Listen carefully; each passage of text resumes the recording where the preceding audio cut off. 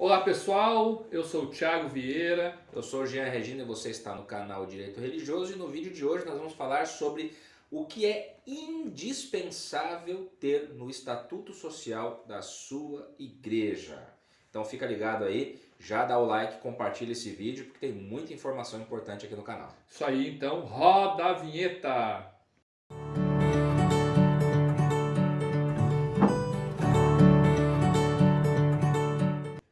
Então, gente, nós já temos alguns vídeos sobre estatuto social no nosso canal, mas neste vídeo nós vamos tentar mostrar para você alguns elementos que são indispensáveis para a elaboração de estatuto social, lembrando sempre do artigo 44, parágrafo 1º do Código Civil Brasileiro.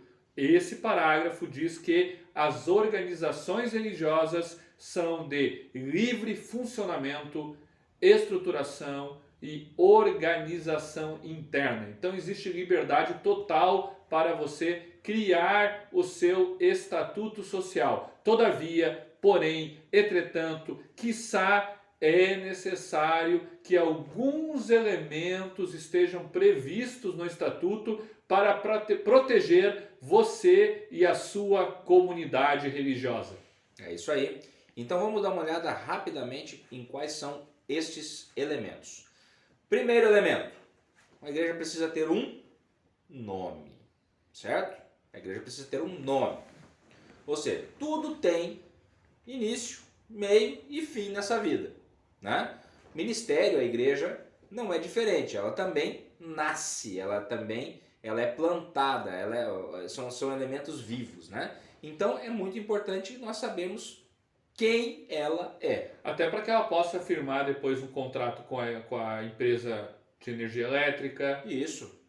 Que ela possa comprar ar-condicionado. Que ela possa aderir ao programa Igreja Protegida, por exemplo. Exatamente. Então ela precisa ter um nome, ela precisa ter... E para ter um CNPJ, ela precisa ter um nome. Isso aí. Segundo elemento, doutor Thiago.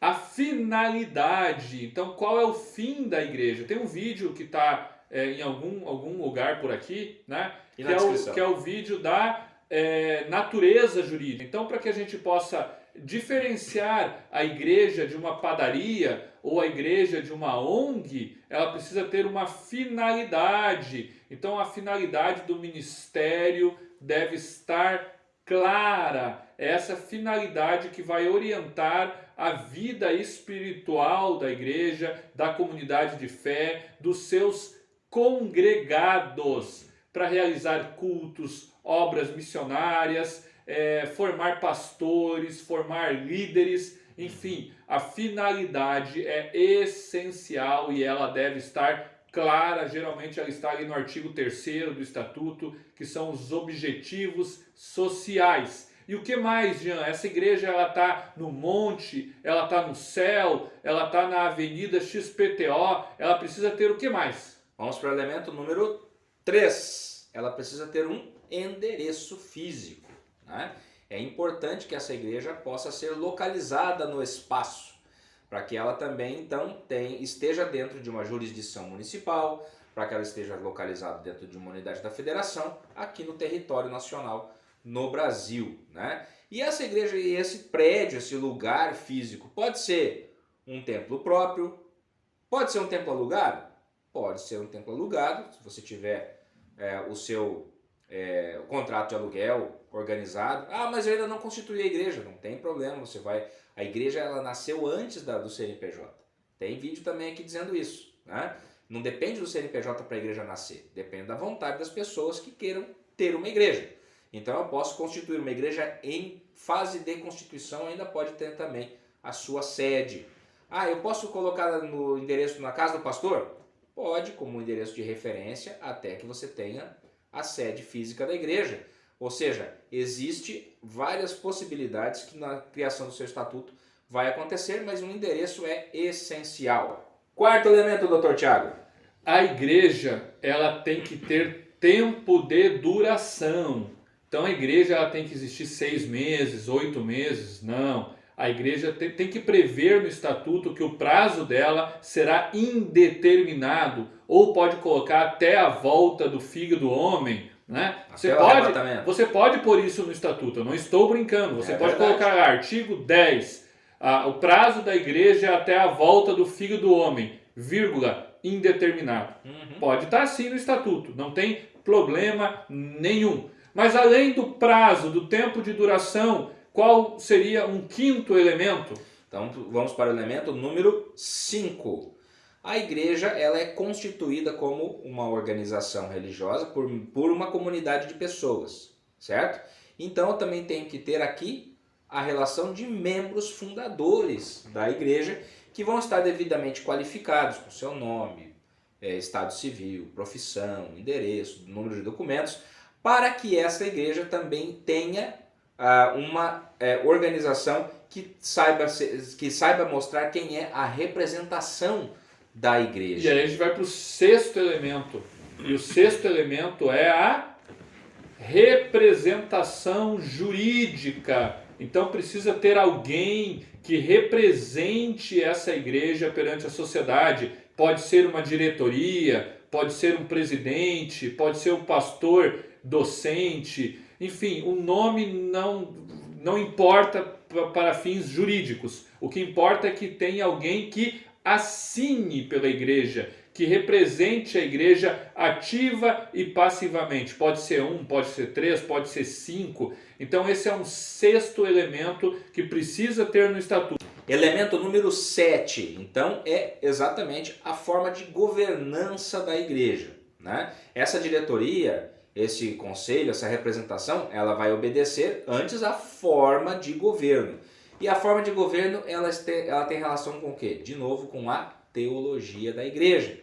A igreja tem uma visão de uma forma de governo episcopal, ela é conciliar, presbiteral, ela é congregacional, ela junta elementos de congregacional com presbiteral, congregacional com episcopal. Existem alguns assuntos que é toda a igreja que decide, e outros é um colégio, e outros é uma pessoa só. Bom, então, quem vai responder pela igreja? Existe uma separação entre assuntos eclesiásticos, espirituais e administrativos? Existe uma distinção entre quem tem autoridade para falar no púlpito e quem tem autoridade para assinar contrato? Isso tudo tem que estar devidamente também previsto no Estatuto Social, né, Tiago? E aí entramos no oitavo elemento importante para o Estatuto, que é a alteração, a sua alteração. Como o Estatuto pode ser alterado? Como é o rito de alteração? Assembleia Geral Ordinária, Assembleia Geral Extraordinária? Quais assuntos que são imexíveis? Quais são as cláusulas pétreas, aquilo que não pode ser alterado? Então este é o oitavo elemento. E o nono e último elemento, que é imprescindível estar no seu estatuto da sua igreja, é o... Então, elemento número 9, destinação do patrimônio no caso de dissolução da igreja, né? Isso é importantíssimo, ter uma visão de o que fazer com esse patrimônio, porque afinal de contas é uma igreja, então não vai ter como liquidar o valor e entregar para os membros, né? Porque senão isso não é uma organização religiosa, é uma sociedade, né? E eu tenho que ter um destino. Nós vamos vender tudo e juntar dinheiro e ofertar isso para alguma outra igreja, nós vamos entregar esse patrimônio para a administração de uma outra igreja, enfim, a igreja tem que também ter isso muito bem em mente. Ou seja, são elementos, olha, se nós colocamos 9 elementos indispensáveis para um estatuto social de uma organização religiosa. E se você quiser mais informações sobre como constituir a sua igreja, ou quer dar uma olhada como é que a coisa está e ver se está tudo que nós falamos nisso ou não, você pode ligar aqui, ou mandar, ligar é coisa da nossa idade, né? Você pode mandar um WhatsApp aqui para o programa Igreja Protegida no 51 980 635 859, certo? Que o pessoal da equipe vai te responder, te receber com muita alegria, para que você possa conhecer o nosso programa de consultoria para igrejas, que já atende milhares de igrejas em todo o Brasil, Dr. Tiago. Curta, compartilhe, Manda um WhatsApp. ative o sininho de notificação. Comenta aqui também o que você achou desse vídeo. Está curtindo, né? Isso aí, gente. Muito obrigado e até a próxima!